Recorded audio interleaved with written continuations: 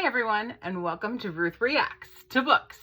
I'm your host, Ruxie Ruth McGouth, and today I'm reacting to Greenlights by Matthew McConaughey. This is his autobiographical memoir where he talks about his life up until, he's obviously still alive, so up until now. I think it was written COVID is part of it, so because right after COVID or right around COVID time. So I gave the book 2.75 stars. I didn't hate the book, but I think Matthew and I are cut from different cloth. So I will read the inside cover of the book, and then I will tell you what I liked, what I didn't like, and I'll tell you what food I have given you a link to and why I picked that, and I'll tell you about my nails and why I'm wearing them. It's kind of obvious, but I'll tell you why I picked this shade of green, because there's lots of shades of green that I had.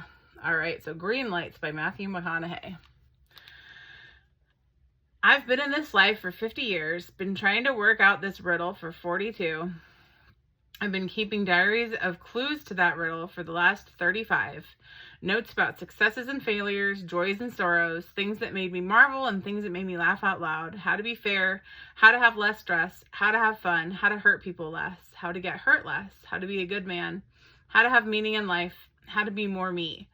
Recently, I worked up the courage to sit down with those diaries. I found stories I experienced, lessons I learned and forgot, poems, prayers, prescriptions, beliefs about what matters, and a whole bunch of bumper stickers.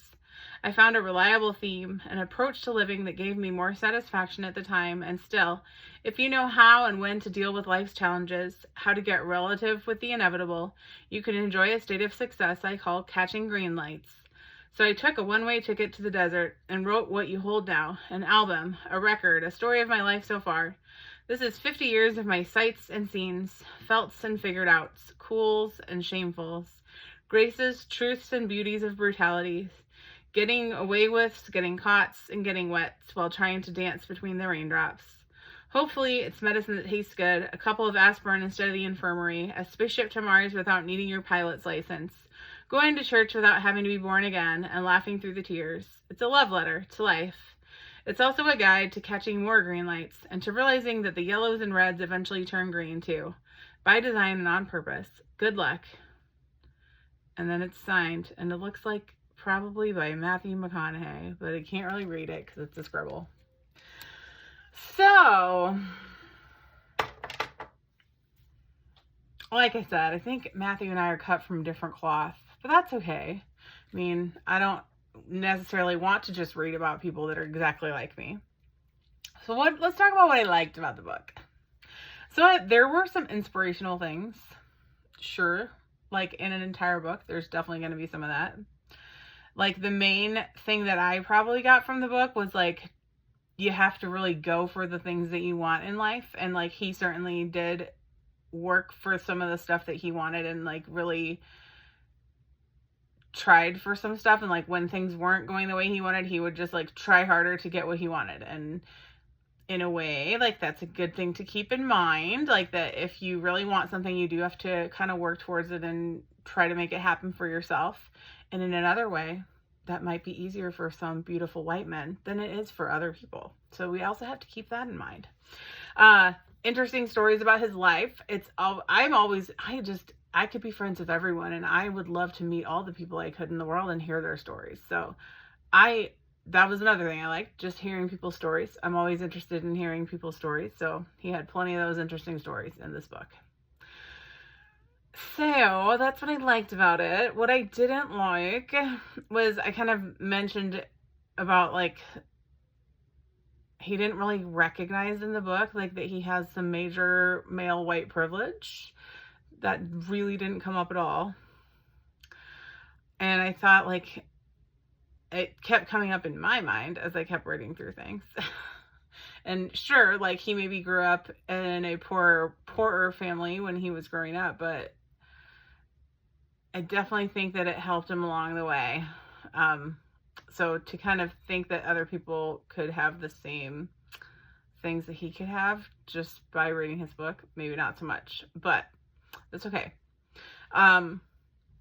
And then, like, one of the things that really bugged me about the book, he mentions it later on in the book, but when he's talking about his childhood, like, there's some major abuse going on in that home of his mom, of himself and his brothers, and they kind of talk about it as, like, I don't know, like a challenge, or like it's like the way you become a man, but it is severe and like very intense and like extreme. I mean, you will see if you read this book, like, it's severe. People would have been removed from the home if people had known about this. And he does mention it way later in the book that, like, some people who read this book might have think that I was abused, but I don't think I was. Like, okay, he definitely was. And so it's a little odd. Like, I mean, I think it's one of those things that sometimes when people want to build infrastructure around something to, like, explain it away for whatever reason, like, I think in his case, he loves his father and doesn't want to think of him as an abuser. So he's building infrastructure around that so that he doesn't have to think of him in that way. But, like, you just wrote a book about it and you told the entire world. So it's a little tough to tell that story to the world and then try to say that someone's not when you've told us the stories about what happened. So I don't know, that was strange. And then there was definitely like an ooh factor several times in this book. He talks about like his wet dreams and describes like when he's having his orgasm, and like, dude, I didn't need to hear about that. I feel like you could have left that part out and it would have been a better and less gross read for me. I didn't need to be picturing that, sir. Maybe some people would enjoy that, but for me, it was just a little creepy. So that's kind of where I landed with this guy in this book. For the food that I picked out, I've left you with a recipe for some pancakes. There's a scene where he's kind of connecting with a lady friend, and he comes out and like she's having breakfast with some buddies, and I think the maid is probably making them breakfast. But here I've left you with a healthy pancake recipe because I remember from my childhood, it was not the maid, it was my parents that were making me pancakes. But I've left you with a healthy pancake recipe, hopefully be delicious. And then my nails, there's a set called Fresh Feels. There was definitely like some more like traffic light colored nails that I had, but this one just giving me some like light green feels to it. And he definitely has some he enjoys the marijuana in the book quite a lot, and so this was giving me more of a lighter green feel to it. And it just, I don't know, it just struck me as more in vibing with the book than like the super bright traffic light colors, even though that's kind of like the green light of the book. But I don't know, I just felt like this was more subdued, and he definitely seems more subdued in the book. Like he goes traveling to like find himself. So that's why I picked these nails. They're called Fresh Feels, and it came out of a subscription box that I got. So that's what I have for you this week, folks. And I'm sure that some people would love to hear it. There was also good things about the book that I did enjoy. Like I said, the stories about how he made his career happen for him. And like, we obviously remember him from many of his like heartthrob books, but how he, or heartthrob movies, but how he got out of that and went into some of the more serious things because that's what he wanted to do. So I do appreciate that, and I felt really bad giving him a 2.75, but he probably doesn't care what I think about him. So I'm just nobody. I'm just Ruth Reacts to Books right here. So all right, love everybody. I'll see you next week for another wonderful episode. Hope you have a good week. Bye.